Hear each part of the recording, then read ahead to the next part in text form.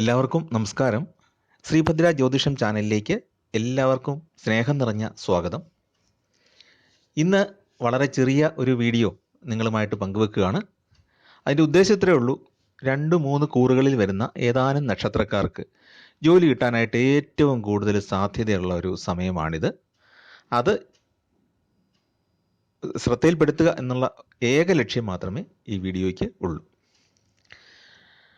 എന്ത് ഗ്രഹയോഗം കൊണ്ടാണ് ജോലിക്കുള്ള സാധ്യത തെളിയുന്നത് എന്ന് നമ്മൾ നോക്കുമ്പോൾ കേതുവും വ്യാഴവും പരസ്പരം വീക്ഷിച്ചുകൊണ്ട് നിൽക്കുന്ന ഒരു സമയമാണ് എന്നുള്ളതാണ് അതിൻ്റെ പ്രത്യേകത. നമുക്കറിയാം, രാഹു കേതുക്കൾ എന്ന് പറയുന്നത് നിഴൽ ഗ്രഹങ്ങളാണ്. ഗ്രഹം എന്ന് പറയുന്നത് നമ്മുടെ ജീവിതത്തെ ബാധിക്കുന്നു എന്നുള്ള അർത്ഥത്തിലാണ്, അല്ലാതെ നമ്മുടെ ഭൂമി, ചൊവ്വ എന്നൊക്കെ പറയുന്നത് പോലെ ഒരു പിണ്ഡ ശരീരമുള്ള വസ്തുക്കളല്ല, അല്ലെ ഭൗതികമായ ഒരു മണ്ണും കല്ലും ഒന്നും നിറഞ്ഞ വസ്തുക്കളല്ല രാഹുവും കേതുവും. നമുക്കറിയാം, ഭൂമിയുടെയും ചന്ദ്രൻ്റെയും ഭ്രമണപഥങ്ങൾ തമ്മിൽ പരസ്പരം ഛേദിക്കുന്ന 2 പോയിന്റുകൾ മാത്രമാണ് രാഹു കേതുക്കൾ. എന്നാൽ ജ്യോതിഷത്തിലാണെങ്കിലും നമ്മളുടെ പൗരാണിക ശാസ്ത്രങ്ങളിലാണെങ്കിലും, ഇന്ത്യയിൽ മാത്രമല്ല ബാബിലോണിയയിലും മെസപ്പൊട്ടോമിയയിലും പിന്നെ അറേബ്യൻ രാജ്യങ്ങളിലും ഒക്കെ ഈ 2 നിഴലുകളെ പറ്റി അവർക്ക് നല്ല അറിവുണ്ടായിരുന്നു. ഈ നിഴലുകൾ പ്രത്യക്ഷപ്പെടുകയും മാറുകയും ചെയ്യുമ്പോൾ ഗ്രഹണങ്ങൾ സൃഷ്ടിക്കപ്പെടുന്നു. അത് നമ്മുടെ ജീവിതത്തെ, നമ്മുടെ എന്ന് പറഞ്ഞാൽ മനുഷ്യരുടെയും ജീവജാലങ്ങളുടെയും എല്ലാ ജീവജാലങ്ങളെയും എങ്ങനെയാണ് ബാധിക്കുന്നുള്ളതിനെപ്പറ്റി വിവിധ രാജ്യങ്ങളിലുള്ള ജ്യോതിഷത്തിലെ പല ഗുരുക്കന്മാരുടെ അഭിപ്രായത്തിൽ അവർ പഠിച്ചിട്ടുണ്ട്. അതുകൊണ്ട് രാഹു കേതുക്കൾ എന്ന് പറയുന്നത് നിഴലുകളാണ് എന്ന് പറഞ്ഞിട്ട് നമുക്ക് തള്ളിക്കളയാനായിട്ട് പറ്റില്ല. അപ്പോൾ അതിനകത്തോട്ട് രാഹുവും കേതുവും എപ്പോഴും പരസ്പരം 180 ഡിഗ്രിയിൽ സഞ്ചരിച്ചു കൊണ്ടിരിക്കും. പുറകോട്ടാണ് സഞ്ചാരം, വിലോമഗതിയാണ്. രാഹു ആണെങ്കിൽ ഇപ്പം മീനത്തിൽ നിൽക്കുന്നു. നേരെ എതിർവശത്തുള്ള രാശിയായ കന്നിയിലാണ് കേതുവിൻ്റെ സ്ഥാനം. കുറച്ച് കാലമായി ഇങ്ങനെ സഞ്ചരിക്കാനായിട്ട് തുടങ്ങിയിട്ട് രണ്ട് ഗ്രഹങ്ങളും പുറകോട്ട് സഞ്ചരിച്ചു കൊണ്ടിരിക്കുന്നു, 2 നിഴൽ ഗ്രഹങ്ങളും. പിന്നെ 18 മാസമാണ് രാഹുവും കേതുവും അവരവർ നിൽക്കുന്ന രാശികളിൽ കൂടെ സഞ്ചരിക്കുന്നത്. പിന്നെന്താണ് പറയാനുള്ളത്? രാഹുവിൻ്റെയും കേതുവിൻ്റെയും സ്വഭാവം നിങ്ങൾക്കറിയാം. രാഹു എപ്പോഴും ഭൗതികമായ കാര്യങ്ങളിൽ ശ്രദ്ധ ചെലുത്തുന്ന ഒരു ഗ്രഹമാണ്. ഭൗതിക നേട്ടങ്ങൾ, അതുപോലെ തന്നെ ആഗ്രഹങ്ങൾ, കാമം, ഭൗതിക വസ്തുക്കളുടെ ലാഭം, എന്തെങ്കിലും പിടിച്ചെടുക്കണം എന്നുള്ള താല്പര്യം, മറ്റുള്ളവരെ പറ്റി നമ്മൾ സംസാരിക്കുന്നത് അത് പോസിറ്റീവാണോ നെഗറ്റീവാണോ എന്നൊക്കെയുള്ള കാര്യങ്ങളൊക്കെ രാഹുവിൻ്റെ കാരകത്വത്തിൽ വരുമ്പോൾ, കേതു ആണെങ്കിലോ ആത്മീയതയും അതേസമയത്ത് നമ്മുടെ ബന്ധങ്ങൾ, സുഹൃത്ബന്ധങ്ങളും മറ്റ് ബന്ധങ്ങളും അതിനെ ബാധിക്കുന്നുണ്ട്. സർഗാത്മകതയെ ഒരു പരിധിവരെ കേതു ബാധിക്കുന്നുണ്ട്. പിതൃക്കളുമായിട്ട് ബന്ധപ്പെട്ട ഒരുപാട് കാര്യങ്ങളെ സ്വാധീനിക്കുന്നുണ്ട്. മറ്റൊരു തരത്തിൽ, അതായത് ബുധൻ അധ്യാപനം നടത്തുന്ന പോലെയല്ല, കേതു മറ്റൊരു തരത്തിലൊരു അധ്യാപനവും നടത്തുന്നുണ്ട്. അതായത് ആത്മീയ അധ്യാപനം കേതുവിൻ്റെ കാരകത്വത്തിൽ വരുന്നതാണ്.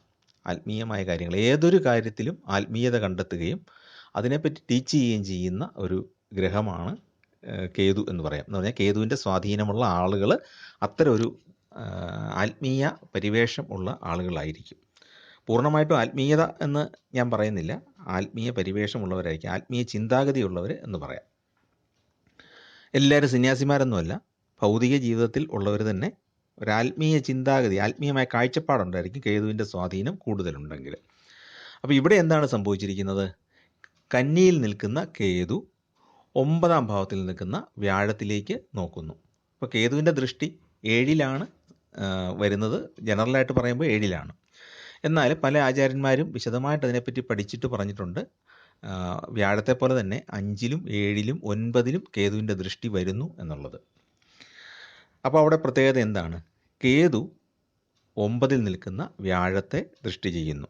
അതേപോലെ തന്നെ വ്യാഴം ഇടവത്തിലാണ് ഇപ്പം വ്യാഴം നിൽക്കുന്നത്. സൂര്യനുമായിട്ടും ശുക്രനുമായിട്ടും ചേർന്ന് ഇടവത്തിൽ നിൽക്കുന്ന വ്യാഴം കേതുവിനെ ദൃഷ്ടി ചെയ്യുന്നു. വ്യാഴത്തിന് 5ലോട്ടും 9ലോട്ടും ദൃഷ്ടിയുണ്ടല്ലോ. പിന്നെ 7ാം ഭാവത്തിൽ പൊതുവായ ദൃഷ്ടിയുമുണ്ട്. 7ാം ഭാവത്തിലേക്കാണ് സാധാരണ ദൃഷ്ടിയുള്ളത്. വിശേഷ ദൃഷ്ടി 5ലും 9ലും ഉണ്ട്. കേതുവിനും അതുപോലെ തന്നെ. അപ്പം ഈ 2 ഗ്രഹങ്ങളും 2 രീതിയിലാണെങ്കിലും അങ്ങോട്ടും ഇങ്ങോട്ടും ദൃഷ്ടി ചെയ്യുന്നുണ്ട്. അപ്പോൾ അവിടെ ആത്മീയതയുടെ ഒരു അംശമുണ്ട്, ബന്ധങ്ങളുടെ അംശമുണ്ട്, സർഗാത്മകതയുടെ അംശമുണ്ട്, വ്യാഴം നൽകുന്ന ഭാഗ്യമുണ്ട്, വ്യാഴത്തോടൊപ്പം നിൽക്കുന്ന സൂര്യൻ നൽകുന്ന അധികാരം അല്ലെങ്കിൽ സർക്കാരുമായിട്ട് ബന്ധപ്പെട്ട നേട്ടങ്ങൾ. അപ്പോൾ ഒന്ന് റിലേറ്റ് ചെയ്ത് ചിന്തിച്ച് നോക്കിയേ. വ്യാഴത്തോടൊപ്പം സൂര്യൻ നിൽക്കുന്നു, അതായത് സർക്കാരിൽ നിന്നും ഭാഗ്യം കൊണ്ടുവരുന്നു, അത് നമ്മളിലേക്ക് എത്തിച്ചേരുന്നു. കേതുവിൻ്റെ സ്വാധീനം മൂലം നമ്മളിലേക്ക് അത് എത്തിച്ചേരുന്നു. ഇതിന് നമ്മൾ നവപഞ്ചമ യോഗം എന്നൊക്കെ പല ജ്യോതിഷികളും ഇതിന് പേര് നൽകിയിട്ടുണ്ട്. നവപഞ്ചമ യോഗം എന്നുള്ള രീതിയിൽ. അതുപോലെ തന്നെ നവപഞ്ചമ രാജയോഗം എന്ന് ചില ആളുകൾ ഇതിന് പറയാറുണ്ട്. അപ്പോൾ എന്താണെങ്കിലും ഈ വ്യാഴവും കേതുവും ചേർന്നുള്ള ഈ യോഗം, അല്ലെങ്കിൽ വ്യാഴവും കേതുവും അങ്ങോട്ടും ഇങ്ങോട്ടും ദൃഷ്ടി ചെയ്യുന്ന ഈ അവസ്ഥ 3 കൂറുകളിൽപ്പെട്ട വിവിധ നക്ഷത്രക്കാർക്ക് കരിയറിൽ വലിയ ഒരു പുരോഗതി കൊടുക്കുന്ന സമയമാണ്. അതായത് ത്രികോണ ഭാവങ്ങളിൽ നിൽക്കുന്ന 2 ഗ്രഹങ്ങൾ, നവഗ്രഹങ്ങളിലെ 2 ഗ്രഹങ്ങൾ ത്രികോണ ഭാവത്തിലാണ് നിൽക്കുന്നത്, 5ലും 9ലും. അപ്പോൾ നമ്മളൊന്ന് ചിന്തിച്ച് നോക്കിയേ. മറ്റൊരു കാര്യം കൂടെ ഉണ്ട്. ഇതിൻ്റെ ഈ ഓരോ ഗ്രഹത്തിനും ഓരോ ഭൂതം അല്ലെങ്കിൽ ഓരോ രാശിക്ക് ഓരോ ഭൂതത്തെ കൽപ്പിച്ചിട്ടുണ്ട്. അപ്പോൾ അത് വെച്ച് നോക്കുമ്പം അഗ്നിരാശിയുണ്ട്, ഭൗമരാശിയുണ്ട്, വായുരാശിയുണ്ട്. അപ്പോൾ അങ്ങനെ ചിന്തിച്ച് നോക്കിയേ. മേടം, ചിങ്ങം, ധനുരാശികളൊക്കെ നിരാശിയാണ് എന്ന് പറഞ്ഞാൽ അവിടെ ഭയങ്കര ചൂടുള്ള സ്വഭാവമാണ്. മേടക്കാരനാണെങ്കിൽ മുൻകോപം കൊണ്ട് ചാടിക്കടിക്കും, ചിങ്ങക്കാരനാണെങ്കിൽ എല്ലാത്തിനും മുൻകൈ എടുത്ത് ഓടിപ്പാഞ്ഞ് നടക്കും. അതുപോലെ തന്നെ ധനുരാശി എല്ലാത്തിലും ഉത്സാഹത്തോടു കൂടി ഇടപെടുന്ന രാശിയാണ്. പിന്നെ ഇടവം, കന്നി, മകരം എന്നിവ ഭൗമരാശികളാണ്. പല വീഡിയോയിലും പറഞ്ഞിട്ടുണ്ട്. ഇടവത്തിൻ്റെയും കന്നിയുടെയും മകരത്തിൻ്റെയൊക്കെ സ്ഥിരത എന്ന് പറഞ്ഞാൽ അത് വലിയ എടുത്തുചാട്ടമൊന്നുമില്ല, പക്ഷേ സ്ഥിരമായ ഒരു രീതി. അഗ്നിരാശികളാണെങ്കിൽ എടുത്തുചാട്ടവും, ഒരു തീരുമാനം എടുക്കുന്നു പിന്നെ മാറ്റുന്നു, മറ്റുള്ളവരെ തൻ്റെ ഫോൾട്ട് വന്നാൽ പോലും മറ്റുള്ളവരെ അത് ആരോപിക്കുന്നു. ഇങ്ങനെയുള്ള ഒരുപാട് കാര്യങ്ങളുണ്ട്. പിന്നെ മിഥുനം, തുലാം, കുംഭമൊക്കെ വായു രാശികളാണ്. കർക്കടകം, വൃശ്ചികം, മീനം എന്ന് പറയുന്ന പ്രളയരാശികളാണ്, ജലവുമായിട്ട് ബന്ധപ്പെട്ട രാശികളാണ്. അപ്പോൾ ഈ ഒരേ നേച്ചറുള്ള രാശികളിൽ ഗ്രഹങ്ങൾ വരുമ്പോഴും ഇത് പറയാവുന്നതാണ്. എന്ന് പറഞ്ഞാൽ ഒരേ നേച്ചറുള്ള ഗ്രഹങ്ങൾ ഒരേ തരത്തിലുള്ള രാശികളിൽ വരുമ്പോൾ ഈ പറഞ്ഞ നവപഞ്ചമ രാജയോഗം രൂപപ്പെടുന്നു എന്നുള്ളതാണ് പല ആൾക്കാരും വ്യാഖ്യാനിച്ചിട്ടുള്ളത്. അപ്പോൾ എന്താണെങ്കിലും ഈ യോഗം ഇങ്ങനെ വന്നാലും ഇല്ലെങ്കിലും ഈ ദൃഷ്ടിയുണ്ടല്ലോ, കേതുവും വ്യാഴവും തമ്മിലുള്ള ദൃഷ്ടിയും വ്യാഴത്തിൻ്റെ ഇപ്പോഴത്തെ നിപ്പ് ശുക്രനുമായിട്ട് സൂര്യനുമായിട്ടും ചേർന്നുള്ളൊരു നിപ്പ്, ഈ 3 ഇനി പറയാൻ പോകുന്ന 3 കൂറുകളിൽപ്പെട്ട നക്ഷത്രക്കാർക്ക് വളരെ ഗുണകരമാണ്. കരിയർ വൈസാണ്.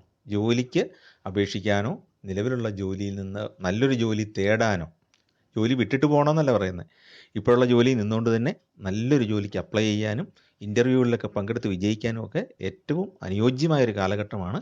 അതുകൊണ്ടാണ് ഞാൻ ഈ ഒരു വീഡിയോ ചെയ്യുന്നത്. ഏറ്റവും പ്രധാനം എന്ന് പറയുന്നത് ഇടവക്കൂറിൻ്റെയാണ്.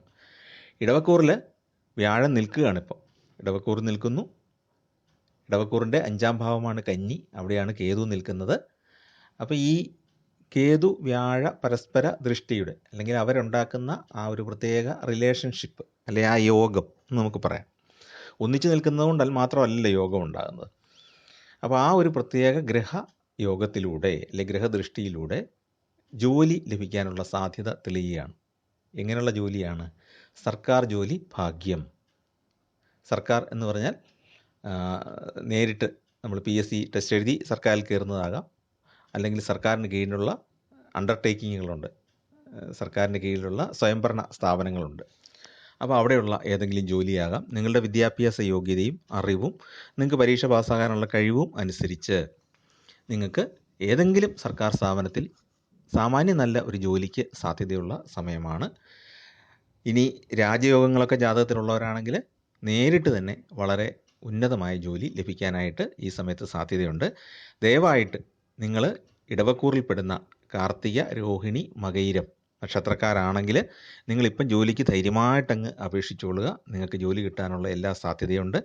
ഇനി ഇപ്പോൾ അപേക്ഷിച്ചിട്ട് എഴുതുന്ന ടെസ്റ്റുകളുണ്ടല്ലോ, ഈ യോഗം നിലനിൽക്കുന്ന സമയത്ത് എഴുതുന്ന ടെസ്റ്റുകൾ നിങ്ങൾ ക്വാളിഫൈ ചെയ്യാനും നിങ്ങൾക്ക് പിന്നീടാണെങ്കിലും ജോലി കിട്ടാനുള്ള സാധ്യതയുണ്ട്. റാങ്ക് ലിസ്റ്റിലൊക്കെ ഉൾപ്പെട്ട് പിന്നീട് ജോലി കിട്ടാനുള്ള സാധ്യതയുണ്ട്. അതുകൊണ്ട് ഇടവക്കൂറിൽപ്പെടുന്ന കാർത്തിക, രോഹിണി, മകയിരംകാർ ഇപ്പോൾ തന്നെ ഇന്ന് തന്നെ തീരുമാനം എടുക്കുക. ഏറ്റവും നല്ല ജോലി നിങ്ങൾ ആഗ്രഹിക്കുന്ന വിവിധ ജോലികൾ നോക്കിയിട്ട് അവയ്ക്കൊക്കെ അപേക്ഷിക്കുക. നിങ്ങൾക്ക് ഒരുപാട് സാധ്യതയുണ്ട്. വരുമാനത്തിൽ വർധനമുണ്ടാകുന്ന സമയമാണ്. പുതിയ വരുമാന സ്രോതസ്സുകൾ കിട്ടുന്ന സമയമാണ്. സാമ്പത്തിക സ്ഥിതി സ്ഥിരമാകുന്നതാണ്, സ്ഥിരതയുള്ളത് ആകുന്നതാണ്. സർക്കാരിൽ നിന്നും ധനം ലഭിക്കാനുള്ള സാധ്യതയുണ്ട്. ഇപ്പോൾ ചെയ്യുന്ന തൊഴിലിൽ അല്ലെങ്കിൽ നമ്മുടെ ഒരു ബിസിനസ് ഫേമിലാണ് ജോലി ചെയ്യുന്നതെങ്കിൽ ആ തൊഴിലിൽ നിന്ന്, ബിസിനസ്സുകാരൻ എന്ന് പറയുമ്പം അതൊരു ജോലിയായിട്ടാണ്, ഒരു വരുമാന മാർഗമായിട്ടാണ് ചെയ്യുന്നതെങ്കിൽ ആ രംഗത്തും നമുക്ക് പറയാം മികച്ച വിജയം കിട്ടും എന്നുള്ളത് പറയാം. അതുപോലെ തന്നെ പുതിയ പുതിയ മേഖലകളിലേക്ക് ആ ബിസിനസ് മുന്നോട്ട് കൊണ്ടുപോകാനായിട്ടും അയാൾക്കത് സാധിക്കും. അതായത് വരുമാന മാർഗം എന്നുള്ള രീതിയിൽ ഏത് കാര്യം ചെയ്യുന്ന ആളുകൾക്കും ഈ ഒരു സമയം ഗുണകരമാണ്. ഈ സമയത്ത് ജോലിയാണ് നമ്മൾ ആഗ്രഹിക്കുന്നതെങ്കിൽ, സ്ഥിരമായ ഒരു ജോലി, സ്ഥിരതയുള്ളൊരു ജോലിയാണ് ആഗ്രഹിക്കുന്നതെങ്കിൽ ഇടവം എന്ന് പറയുന്നത് സ്ഥിരരാശിയാണ്. സ്ഥിരതയുള്ള ഒരു ജോലിക്ക് വേണ്ടിയിട്ട് അപേക്ഷിക്കാൻ ഏറ്റവും നല്ല ഒരു സമയമാണ് ഇത്. അപ്പോൾ അതുകൊണ്ട് തന്നെ ദൈവാധീനവും ഭാഗ്യവും ലഭിക്കുന്ന സമയമാണ്. ധനവും നിങ്ങൾക്ക് ലഭിക്കുന്നതാണ്. അടുത്തത് മകരക്കൂറിൽപ്പെട്ട നക്ഷത്രങ്ങളാണ്. മകരക്കൂറിൽപ്പെടുന്ന നക്ഷത്രങ്ങളാണ് ഉത്രാടം, തിരുവോണം, അവിട്ടം. ഈ 3 നക്ഷത്രക്കാർക്കും ഈ കേതു വ്യാഴ ദൃഷ്ടികളിലൂടെ, അവ തമ്മിലുണ്ടാക്കുന്ന ആ യോഗത്തിലൂടെ കരിയറിൻ്റെ ഉന്നതിയിലേക്കുള്ള സാധ്യത തുറന്നു വരികയാണ്. അപ്പോൾ കന്നിയുടെ ഏത് ഭാവമാണ്? കന്നി, തുലാം, വൃശ്ചികം, ധനു, മകരം. 5ാം ഭാവമാണ് മകരം എന്ന് പറയുന്നത്. അപ്പോൾ കേതു അങ്ങോട്ട് നോക്കുന്നുണ്ട്. ഇനി വ്യാഴത്തിൻ്റെ ദൃഷ്ടി വരുമ്പോഴോ ഇടവം, മിഥുനം, കർക്കടകം, ചിങ്ങം, കന്നി, തുലാം, വൃശ്ചികം, ധനു, മകരം. വ്യാഴത്തിൻ്റെ 9 അല്ലേ മകരം എന്ന് പറയുന്നത്. അപ്പോൾ 5ൽ കേതുവിൻ്റെ ദൃഷ്ടി, കേതുവിൻ്റെ 5ൽ ഉള്ള രാശിയായ മകരത്തിലേക്കും ഇടവത്തിൽ നിൽക്കുന്ന വ്യാഴത്തിൻ്റെ ദൃഷ്ടി 9ാം ഭാവമായ മകരത്തിലേക്ക് വരുന്നു. അങ്ങനെ അത് രണ്ടിൻ്റെയും കൂടെ ദൃഷ്ടി മകരത്തിൽ വരുന്നു. വളരെ നല്ല ഒരു യോഗം അവർക്ക് സിദ്ധിക്കുന്നു. കരിയർ പുതിയതായിട്ട് ആരംഭിക്കാൻ, അതായത് നല്ലൊരു ജോലി തുടങ്ങാനായിട്ട്, ഇനി ജോലിയല്ല ബിസിനസ്, നമ്മുടെ വരുമാന മാർഗം എന്നുള്ള നിലയ്ക്ക് നമ്മളൊരു കടയോ അല്ലെങ്കിൽ ഒരു ബിസിനസ്സോ ആരംഭിക്കുകയാണെങ്കിൽ അത് നമുക്ക് വളരെ ഗുണകരമായിട്ട് വരുന്നു. അതുപോലെ തന്നെ നേരത്തെ ജോലി കിട്ടാതെ ബുദ്ധിമുട്ടിയിരുന്ന പല ആളുകൾക്കും ഈ സമയത്ത് ജോലി ലഭിക്കാനുള്ള സാധ്യതയുണ്ട്. സർക്കാർ ജോലി തന്നെ ലഭിക്കാനുള്ള സാധ്യത വളരെ കൂടുതലുണ്ട്. കാരണം വ്യാഴം സൂര്യൻ്റെ കൂടെ നിൽക്കുകയാണല്ലോ. അപ്പോൾ ഈ സമയത്ത് അതിനുള്ള സാധ്യതയുണ്ട്. ആ വരുമാനത്തിലൂടെ ഇപ്പോൾ നിങ്ങൾ സൃഷ്ടിക്കുന്ന വരുമാനം നിങ്ങൾക്ക് ഗുണകരമായിട്ട് ഉപയോഗിക്കാൻ പറ്റും. വാഹനമോ വീടോ ഒക്കെ വാങ്ങിക്കാനായിട്ട്, അല്ലെങ്കിൽ വീട് വെക്കാനായിട്ടൊക്കെ വളരെ ഗുണകരമായിട്ട് ഉപയോഗിക്കാൻ സാധിക്കും. കരിയറിൽ ധാരാളം അവസരങ്ങൾ ലഭിക്കും. സാങ്കേതിക വിദ്യ ഒക്കെ പഠിച്ച് അതിനകത്ത് നല്ല എക്സ്പെർട്ടായിട്ടുള്ളവർക്ക് ധാരാളം അവസരങ്ങൾ കിട്ടും. പിന്നെ ഏത് കാര്യത്തിൽ ഇടപെട്ടാലും നമ്മൾ ഒരു കർമ്മം എന്നുള്ള രീതിയിൽ, ജോലി എന്നുള്ള രീതിയിൽ ചെയ്യുന്ന, വരുമാന മാർഗം ഉണ്ടാകണം എന്നാഗ്രഹിച്ച് ചെയ്യുന്ന ഏതൊരു ബിസിനസ്സിലും അല്ലെങ്കിൽ ഏതൊരു കർമ്മത്തിലും നമുക്ക് ലാഭം ഉണ്ടാവും. കുട്ടികളുമായിട്ട് ബന്ധപ്പെട്ട് പല പല ഗുണകരമായ അനുഭവങ്ങളും ഉണ്ടാകും. ഇപ്പോൾ ജോലി ചെയ്യുന്നവർക്ക് നല്ല ഉത്തരവാദിത്തങ്ങൾ, നല്ല അധികാരങ്ങളും കിട്ടും, ഉത്തരവാദിത്തങ്ങളും ഏൽപ്പിച്ച് കിട്ടാനുള്ള സാധ്യതയുണ്ട്. ഈ സാമ്പത്തിക നേട്ടങ്ങൾ നന്നായിട്ട് എൻജോയ് ചെയ്യാൻ കഴിയുന്ന ഒരു കാലഘട്ടമാണ്. അപ്പോൾ നമുക്ക് അധികാരമുണ്ട്, നമുക്ക് പദവിയുണ്ട്, നമ്മൾ സമൂഹത്തിൽ ബഹുമാനിക്കപ്പെടുന്നു, അതോടൊപ്പം ധനവും വന്നു ചേരുന്നു. അപ്പം നമ്മുടെ കുട്ടികളുമായിട്ട് നല്ല ഹാപ്പിയാകുന്നു. ഇത്രയും കിട്ടിയാൽ പോരെ സുഖമായിട്ട് ജീവിക്കാൻ? കുടുംബവും കുട്ടികളുമായിട്ട് സുഖമായിട്ട് ജീവിക്കുകയും ചെയ്യാം. കരിയറിൽ അടിക്കടി ഉന്നതി ഉണ്ടാവുകയും ചെയ്യും. അപ്പോൾ ഈ ഒരു സമയം നമ്മളൊന്ന് വിനിയോഗിക്കുക. മകരക്കൂറിൽപ്പെട്ടവർ ഒന്ന്. അടുത്തത് മിഥുനക്കൂറുകാർക്കാണ്. മിഥുനക്കൂറുകാർക്ക് ഈ യോഗം ഉണ്ടാകുന്നതിലൂടെ സമൂഹത്തിൽ ആദരവും ബഹുമാനവും കിട്ടുന്ന പദവികൾ കിട്ടുന്നതാണ്.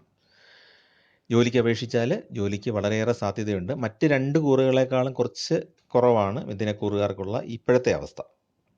എങ്കിൽ പോലും ഇപ്പോഴ് സാധ്യതയുള്ള സമയമാണ് ജോലി കിട്ടാനായിട്ടും. അതുപോലെ തന്നെ ഇപ്പോൾ എഴുതുന്ന പരീക്ഷകൾ, മത്സര പരീക്ഷകളിൽ വിജയം നേടി പിന്നീട് ജോലി കിട്ടാനുള്ള സാധ്യതയും ഉണ്ട്.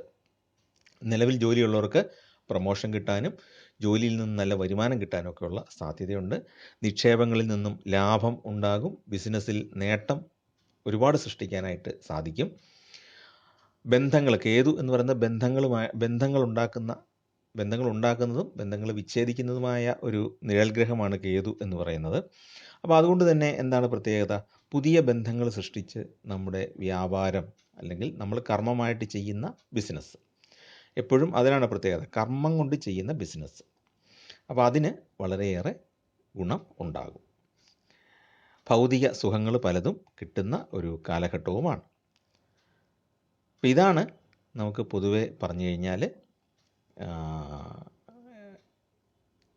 ഈ സമയത്ത് ഈ കേതുവിൻ്റെ ദൃഷ്ടി മൂലം ഉണ്ടാകുന്ന കേതുവിൻ്റെയും വ്യാഴത്തിൻ്റെയും ദൃഷ്ടി മൂലം ഉണ്ടാകുന്ന ഈ ഒരു സമയത്തെ ഗുണകരമായ ഫലം എന്ന് പറയുന്നത്.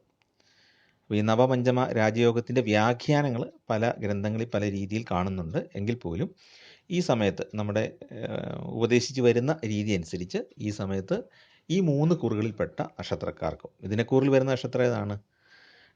മകയിരത്തിൻ്റെ 2ാമത്തെ പകുതി, തിരുവാതിര, പുണർതത്തിൻ്റെ ആദ്യ 1/4 ഭാഗം. അതായത് മകയിരം നേരത്തെ പറഞ്ഞല്ലോ, മകയിരം മുഴുവനായിട്ട് തന്നെ എടുക്കാം, തിരുവാതിര, പുണർതം.